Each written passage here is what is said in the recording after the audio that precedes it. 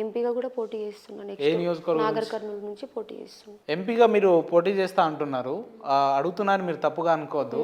MP full form చెప్పగలుగుతారా మీరు? Member of parliament. Okay, మీ పార్లమెంట్లో ఎన్ని అసెంబ్లీ సెగ్మెంట్లు ఉన్నాయి మ్యామ్? 6. ఏమిటి చెప్పగలుగుతారా? గద్వాల్, వనపర్తి, కల్వకుర్తి, కొల్లాపూర్, నాగర్ కర్నూలు, జోగులాంబ. బాగా స్టడీ చేసినారు అయితే. అంటే అంత పర్ఫెక్ట్గా తెలియకపోయినా తెలుసుకుంటా. రైట్. ఎమ్మెల్యేగా పోటీ చేయాలనంటేనే ఆర్థిక వనరులు ఎంతో అవసరం ఉన్న ఈ సమాజంలో, ఈ సందర్భంలో ఒక ఎంపీగా పోటీ చేయడానికి దీనికి సంబంధించిన ఆర్థిక వనరులు అంతా కూడా మీరు ఎట్లా సమకూర్చుకుంటారంటే? ఆర్థిక వనరులు అంటే నాకు ఎమ్మెల్యేగా ఉన్నప్పుడు కొంత అమౌంట్ ఉంది. ఓకే, సో దాన్ని అడ్జస్ట్ చేసుకుంటాయి. రైట్. మీరు నిరుద్యోగుల పక్షాన పోరాటం చేస్తూ నామినేషన్ వేసిన సందర్భం చూస్తుంటే యావత్ తెలంగాణ అంతా కూడా గర్వపడాల్సిన సందర్భం. ఆ పరిస్థితి కూడా మనం తెలంగాణలో చూసాం. కానీ ఇక్కడ మిమ్మల్ని కన్న తండ్రే వ్యతిరేకించడాన్ని మీరు ఎట్లా చూస్తారు? తన మెంటల్ కండిషన్ సరిగ్గా లేదు. ఎంత పెద్ద మాట అన్నారు. అవును, మరి నిజమే నేను చెప్పేది.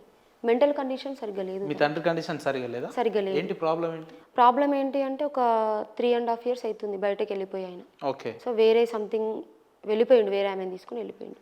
సో వెళ్ళిపోయిన తర్వాత ఏమైందో తెలియదు, రోడ్ల మీద భిక్షం ఎత్తుకొని బతకడం.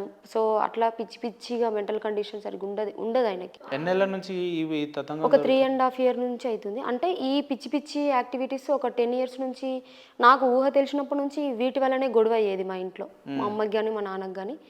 ఈ వేరే ఎఫ్ఐఆర్స్ వల్ల గొడవలు అయ్యేటివి. సో మాకు అంత చిన్న ఏజ్లో తెలిసేది కాదు. సో అప్పుడు గొడవ ఎందుకైందని ఇప్పుడు అర్థమవుతుంది మాకు. సో అలా గొడవలు అవ్వడం వల్ల 3 years బ్యాక్ వేరే మంది తీసుకొని వెళ్ళిపోయింది ఇంట్లో నుంచి.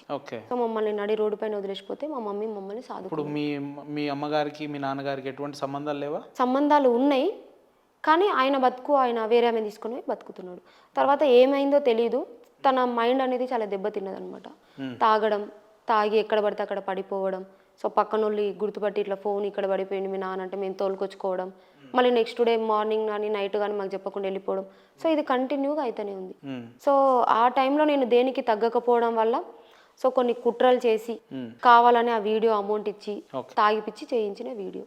ఆ వీడియో చూసిన ప్రతి ఒక్కరికి కూడా అర్థమైపోయింది. సరే, మీరు చెప్తున్నట్టు మీ నాన్నగారు మత స్థిమితం కోల్పోయిన వ్యక్తి అనుకుంటే, గతంలో జరిగిన సందర్భాలన్నీ కూడా ఆయన తెచ్చుకుంటూ మాట్లాడుతుండు కదా, మరి దీన్ని తాగినప్పుడు అన్ని గుర్తుకొస్తాయి కదా ఎవరికైనా. ఓకే, తాగితే అన్ని గుర్తుకొస్తాయి. మళ్ళీ మేము గుర్తుకొచ్చి మా దగ్గరికి రావచ్చు కదా. ఇప్పుడు నేను ఆయన బిడ్డనే కదా. ఒక బిడ్డ అన్నప్పుడు ఒక తండ్రి ఎందుకు నెగిటివ్గా చెప్తాడు? నన్ను ఇన్ని సంవత్సరాల నుంచి చూస్తున్న వ్యక్తి నెగిటివ్గా నా గురించి చెప్పిండంటే ఆయన క్యారెక్టర్ ఏంటో అర్థమవుతుంది. ఇక్కడ విచిత్రం ఏందనంటే, మీకు మద్దతు తెలపడానికి తెలంగాణ రాష్ట్రంలో ఉన్న నలుమూల నుంచి ఎక్కడెక్కడి నుంచో వ్యక్తులు వస్తుంటే, ఇంట్లో వ్యక్తులు మీ తండ్రి మిమ్మల్ని వ్యతిరేకించడానికి కొంచెం ఇది చర్చాంశనీయంగా మారిన అంశం. ఇంట్లో వండిన కూర ఇంట్లోకి నచ్చదు, బయట కూరలే నచ్చుతాయి. ఇది కూడా అంతే. అంత సింపుల్ గా తీసేసారు తండ్రి గారిని. తను మంచి పని చేస్తే నేను ఎప్పుడైనా కళ్ళకు అద్దుకునేదాన్ని. తను చేసిన ఒక్క పని కూడా మంచి లేదు కదా. అంటే మీకు పుట్టినప్పటి నుంచే మంచి చేయలేదు అంటారు? పుట్టినప్పటి నుంచి మంచి లేదు. మరి ఏదో నెట్టుకు రావాలి, ఏదో గడవాలి అన్నట్టు మా మమ్మీ ఎన్నో కష్టాలు కూడా ఇప్పటివరకు పెంచింది మమ్మల్ని. సో ఒక్కరోజు కూడా మమ్మల్ని పట్టించుకోలేదు, ఒక్కరోజు కూడా మమ్మల్ని అంత సాకలేదు. రావడం, గొడవ పడడం, మా అమ్మని కొట్టడం, పోవడం కంటిన్యూగా ఇదే. ఇప్పుడు నేను చెప్తున్నా కాబట్టి బయట తెలిసింది.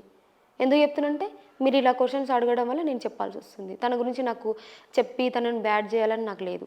సో తను గడ్డి తినడం నేను కూడా నాకు తినాలని లేదు. అనేక వీడియోలలో మిమ్మల్ని బ్యాడ్ గా ప్రమోషన్ చేస్తున్నప్పుడు మీరు నిజాలు చెప్పడంలో తప్పు లేదని మేము అనుకుంటాం. తప్పు లేదనుకుంటున్నా, కానీ ఆయన విషయాలు బయట పెట్టానని నేను కూడా బయట పెట్టాలని నాకు లేదు. సో ఇన్ని రోజులు నేను ఇంతకుముందు కూడా చాలా ఇంటర్వ్యూలో ఇచ్చిన, కానీ ఎప్పుడు కూడా తన గురించి నేను బ్యాడ్గా చెప్పలేదు.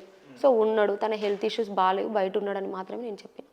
సో ఆయన ఇప్పుడు నా గురించి చెప్పడం వల్ల నేను చెప్పాల్సి వస్తుంది. శిరీష గారు, ఈ ఇంటర్వ్యూ వల్ల అనేక మంది మీ మీద ఉన్న అపోహలన్నింటినీ కూడా తొలగించడమే మా కర్తవ్యంగా మేము మీకు ప్రశ్నలు అడుగుతున్నాం తప్ప ఏది కూడా వ్యక్తిగతం కాదు. మీరు దయచేసి అర్థం చేసుకోవాలి. ఇంకొక విషయం ఏంటంటే, అసలు బర్రెలక్క అలియా శిరీషకి పెళ్ళయిందా? అయితే ఎప్పుడైంది? ఎందుకు విడాకులు అయింది అంటే ఏం చెప్తారు? ఇప్పుడు నా పెళ్లి గురించే మ్యాటర్. నెక్స్ట్ నేను రాజకీయంలో ఎట్లా పనులు చేస్తున్నామా అంటే చాలా మందికి ఈ అమ్మాయి అసలు ఏం చెప్పదలుచుకుంది ఈ సమాజానికి అనే ఒక మెసేజ్ కూడా అప్పుడప్పుడు రేజ్ అవుతుంటది. కాబట్టి దీన్ని ఫుల్ స్టాప్ పెట్టడమే ఈ క్వశ్చన్ అన్నట్టు. ఫుల్ స్టాప్ పెట్టాలంటే అమ్మాయి లైఫ్ లో కానీ అబ్బాయి లైఫ్ లో కానీ ఎన్నో ఇన్సిడెంట్లు ఉంటాయి. ప్రతి విషయం అందరికి చెప్పాల్సిన అవసరం లేదని నేను అనుకుంటున్నాను. సో లైఫ్ లో ఎన్ని ఎదురు దెబ్బలు తగిలినా, ఎలాంటి సిచ్యువేషన్స్ ఎదుర్కొన్నా ఆత్మ స్థైర్యం అనేది కోల్పోకుండా మనం ముందడుగు వేయాలి. సో ఇప్పుడు నెగిటివ్ వస్తుంది నాకు 100%. సో నేను చేసే మంచి పనుని పట్టి ఈ నెగిటివ్ భూస్థాపితం అయిపోయి నెక్స్ట్ పాజిటివ్ అవుతుంది నమ్మకంతో ముందడుగేస్తున్నా. సరే, మీరు చెప్పినట్టే అనుకుంటే ఒకవేళ బర్రెలక్క అలియా శిరీష గారు ఎప్పుడు పెళ్లి చేసుకోబోతున్నారు రాబోయే రోజుల్లో? నెక్స్ట్ ఆలోచన ఇంట్లో ఉందా అది? ఉంది, చేసుకుంటే ఎందుకు నేను చేసుకోవాలి కదా పెళ్ళి ఎప్పటికైనా. సో ఇంట్లో సంబంధాలు కూడా చూస్తున్నారు. సో నాకు తగ్గట్టు నాకు సపోర్ట్ చేసే వ్యక్తిని నేను చూసుకొని చేసుకుంటాను. ఉంటే ఒకవేళ ఎటువంటి ఆలోచనలు లేదా ఎటువంటి వ్యక్తిత్వం కలిగిన అబ్బాయి కావాలనుకో? తనకి కూడా నాలాగా సమాజ సేవ చేయాలనే ఆలోచన ఉంది. మీకుందా సమాజ సేవ చేయాలని? ఉంది కాబట్టి ఇందులోకి వచ్చిన కదా. ఓకే, రాబోయే రోజులు ఉంటుందా ఇట్లా? ఉంటుంది, 100% ఉంటుంది. ఓకే. సో మా నాన్న ఉన్నా నేను లేనట్టుగానే భావిస్తా. సో మా మమ్మీని మంచిగా చూసుకోవాలి ఫస్ట్.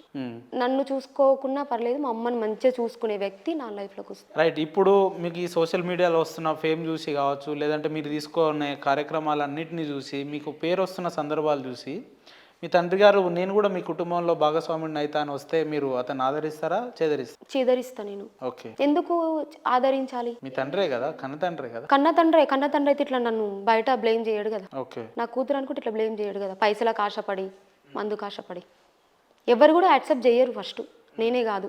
రైట్. మీరు అనేక ఇంటర్వ్యూలో మాట్లాడుతూ ఎందుకు ఇటువంటి నిర్ణయాలకు మీరు పూనుకున్నారు అని అంటే, ధరణి బాధితుల్లో మేము కూడా మా భూములు కూడా నేను కోల్పోవడం జరిగింది అని అన్నారు. అసలు ఈ ధరణిలో మీ ఎన్ని ఎకరాలు ఉండే ఎన్ని భూములు కోల్పోయారు మీరు? యాక్చువల్లీ మా డాడీ వాళ్ళకు ల్యాండ్ ఉంది. ఓకే. సో కానీ అది కూడా మా డాడీ ఎట్లా అంటే వెళ్ళిపోయిండు కదా ఇంట్లోకి వెళ్ళి, ఉంచుకున్న ఆమెకు రాస్తా అని చెప్పేసి మాట్లాడుతుండు.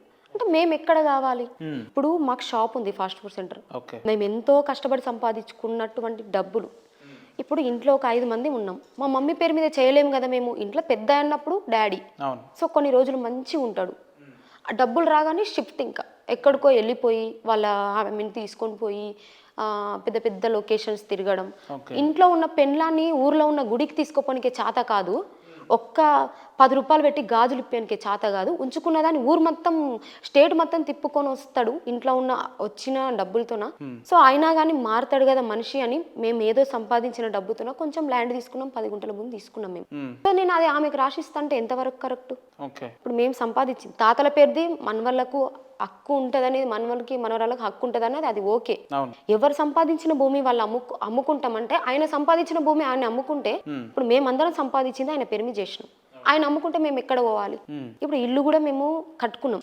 మాకు ఒకప్పుడు ఇల్లు లేకుండా ఒక కరోనా టైంలో ఒక చిన్న ల్యాండ్ తీసుకొని, అది కూడా మా పరిస్థితి చూసి ఒక అన్న తక్కువ డబ్బులకు ఇస్తే, జస్ట్ మీరు గుడ్స్ వేసుకుని ఉన్న చాలా రాను, ఒక 2 చిన్న ఇంత ఉంటుంది మా ప్లేస్ అంతే, ఒక ఇల్లు ఇస్తే అది కూడా నాకు ఇష్టం ఉన్న నేను ఉంచుకున్న దానికి రాస్తా అంటే మేము ఎక్కడ పోవాలి? సో ధరణి అనేది ఇది కదా, ఎవరి పేరు మీద వాళ్ళు అమ్ముకోవచ్చు, మరి మేము ఎక్కడ పోవాలి? సో ఇప్పుడు పేరు ఇంట్లో పెద్ద వ్యక్తి మీదనే చేస్తారు, అట్లా నా పేరు మీదనో మా తమ్ముళ్ళ పేరు మీదనో చేసుకోలేము. సో దీనివల్ల కూడా నేను చాలా సఫర్ అయినా.